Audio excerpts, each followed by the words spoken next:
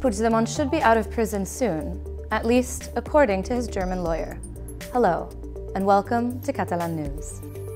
The Catalan leader has been imprisoned since Sunday in Germany, where he's waiting for a judge to decide regarding his extradition to Spain. With Puigdemont in prison, all the candidates that have so far tried to become the next president are behind bars. And political parties in Catalonia are trying to decide how to move forward. Meanwhile, arrests keep coming. Yesterday, 3 people that were accompanying Puigdemont when he was detained in Germany were arrested and interrogated by Spanish police. Among them, 2 Catalan police officers. The Catalan police leadership is also under the spotlight for its role during the independence process. This and much more on today's show. Catalonia at a standstill.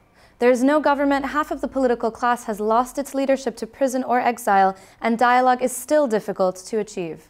International calls for mediation are therefore growing, coming from press outlets such as the New York Times and Le Monde, as well as members from political parties in Germany, Scotland, and Belgium, where some of the Catalan politicians sought by Spain are currently fighting extradition.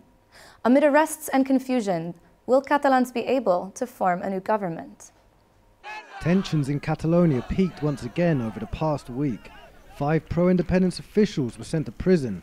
The deposed President Carles Puigdemont was detained in Germany, and in response, thousands of protesters blocked roads and highways. Yet the situation at the institutional level remains the same. No president and no government.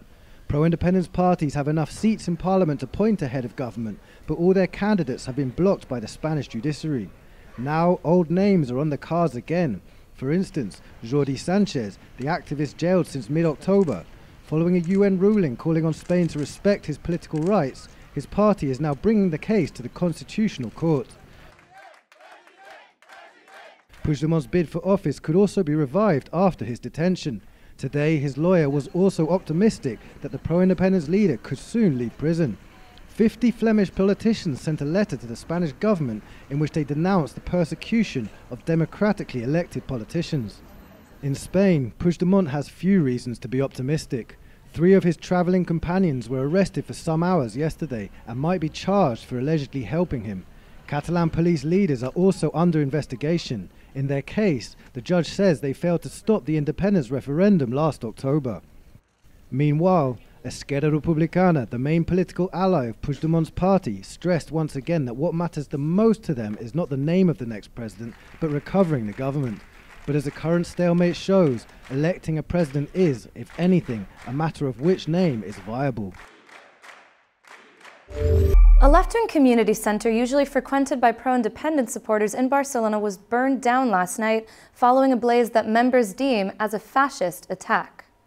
The Catalan police confirmed that the fire was no accident, stating that everything points to it having been arson. Members of the Ateneo de Sarriá found Nazi and Francoist symbols spray-painted inside, along with death threats against members of pro-independence organizations. The structure of the building has suffered significant damage, but nobody was hurt in the fire. S'ha de ser cautelós, prudent, però sembla que estem davant d'un altre cop un atac de caràcter feixista que podria ser constitutiu d'un delicte de danys o també un delicte d'odi, no? An officer of Spanish prisons who spoke out against the incarceration of Catalan leaders, calling it a democratic shame, faces backlash from Spain's government. José Ángel Hidalgo wrote in an online article that he feels used in order to resolve a political problem. He works at the Extremera prison, where 5 deposed pro-independence officials are being held. Hidalgo's article criticizing the imprisonment of the pro-independence leaders has not come without consequences. The Secretary General of Spain's penitentiary institutions has summoned him, recommending that he come accompanied by a lawyer. The prison employee said that no one summoned him when he published on Christmas a book denouncing the general situation of prisons in Spain. Bad news for boat race fans. The Barcelona World Race has been suspended due to institutional difficulties faced in Spain. In a press release, the sporting event organizers said that the lack of budget in Spain has prevented them from ensuring a reliable sponsorship process. And there were doubts over the fiscal benefits for sponsors as well. The organizers stressed that this suspension is not due to the lack of interest of participating teams, nor of interested sponsors, nor of international support, but to the impossibility of specifying the sponsorship within the stipulated periods. They maintain they will celebrate the next edition, which will be the 4th one, in 2022. Another big issue of economic uncertainty is Brexit. Exactly in a year's time, the United Kingdom is expected to leave the European Union. How could this affect British companies working in Catalonia then? We can speak now with Christopher Doddy, the president of the British Chamber of Commerce in Spain, founded in Barcelona over 100 years ago. Welcome, Mr. Doddy. Hi. So, what have the consequences of the Brexit vote been for Catalonia and for British companies here? There haven't been any strong effects so far. Obviously, for companies, the effect of the Brexit vote so far has mainly been about currency, about the change in the level of sterling to euro, and also the uncertainty. Companies are now adapting to the more volatile levels of currency. It is more difficult for Catalan companies to export to the UK because there's a price differential. It costs more for the UK consumer. And obviously there's an effect on tourism as well, that there's a change in the price of the pound. But there hasn't been a strong negative effect yet. Companies are worried about the future, but at the moment there's maybe even a positive effect that some companies from the UK who know that they'll be outside of the European Union in the future are looking to establish a second base in the European Union, and Catalonia and Barcelona in particular is a very strong candidate for that investment. Why is Barcelona a good candidate for companies looking for a second base in Europe? Yeah, absolutely. When companies are looking to establish a second base outside of the UK in the European Union, there are some very strong candidates. There are some very strong cities within Europe, but Barcelona is definitely one of them. The talent is a very important factor here, both Catalan talent and the fact that it's a city of the world and attracts talent from other countries means that international companies can establish a base here with the skill set that they need, but also it's great in terms of quality of living, in terms of infrastructure, the education, the labour legislation. There's a lot of factors which make Barcelona very attractive for British companies, and in fact my organisation, the British Chamber of Commerce in Spain, was established in Barcelona over 100 years ago, so the relations between our regions and countries are strong.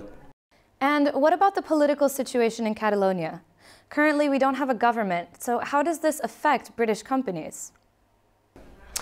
British companies are obviously aware of the political situation, but they're also aware that companies shouldn't dictate to society or to politics how society should be managed. They're obviously, they would be grateful as soon as there's more clarity and certainty in the future, and any crisis point, such as we saw in October, could lead to people being worried about dual taxation or a freeze on capital, and in those situations we might see changes. But as things are in March 2018, there is stability. There's no reasons for companies to worry, and we haven't seen any drop in investment at all. What could happen to the Catalan economy and British companies depending on what kind of deal the UK gets?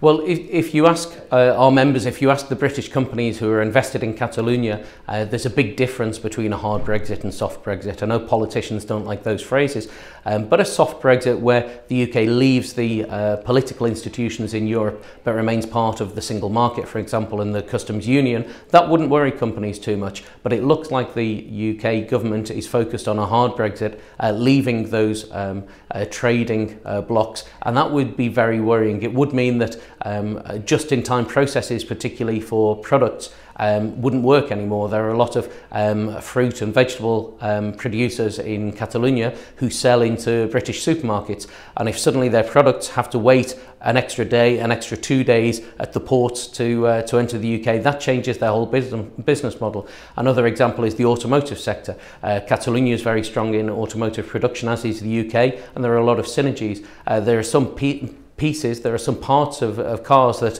have to cross borders 4 times before they're mounted in the car eventually. So any changes to have tariffs, to have more controls at the borders, anything like that would be very difficult for companies moving forward.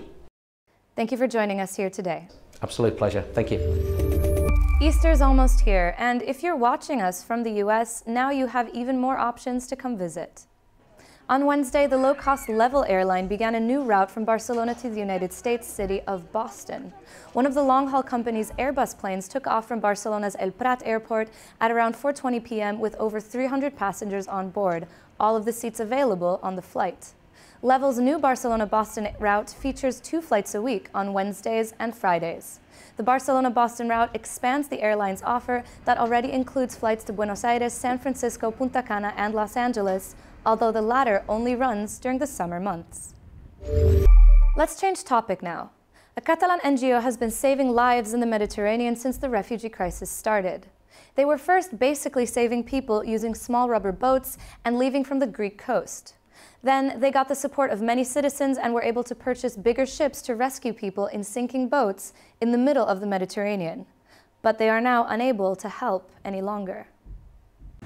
It's been 10 days since a Proactiva Open Arms refugee rescue ship has been blocked in Italy. 10 days which, according to the head of the NGO, have created a black hole in the Mediterranean. In a conference near Barcelona, the Catalan organization leader spoke alongside the defense for 2 crew members who are currently facing criminal charges. But these charges, according to the defense of the vessel's captain, have no legal basis. España e Italia han firmado las Convenciones Europeas de Derechos del Hombre, han firmado el Estatuto Jurídico del Refugiado del año 51, han firmado la Convención Internacional de Derecho del Mar y con toda sinceridad y con toda humildad y con toda prudencia, creo que la base jurídica es que es inexistente, ¿no? This week, an Italian judge rejected a potential charge of criminal organization and is now re-examining the case with a possible charge of fostering illegal immigration. The accused are also facing up to 3 years in prison and fines of up to 15,000 euros per refugee saved. This follows a rescue operation in international waters when Italian coast guards shared the location of a refugee boat and Libyan coast guards arrived to take the individuals back to Africa. After the Proactiva Open Arms ship was finally allowed to dock in Italy after over a day, they subsequently faced charges from the local prosecutor. And with this, we finish today's show. We'll be back next week on Tuesday after the Easter holidays. But we leave you with some very special footage. Were you planning to go out to the Pyrenees during the holiday break? Well, then you might be sharing the forest with some very unusual brown bears. Check them out.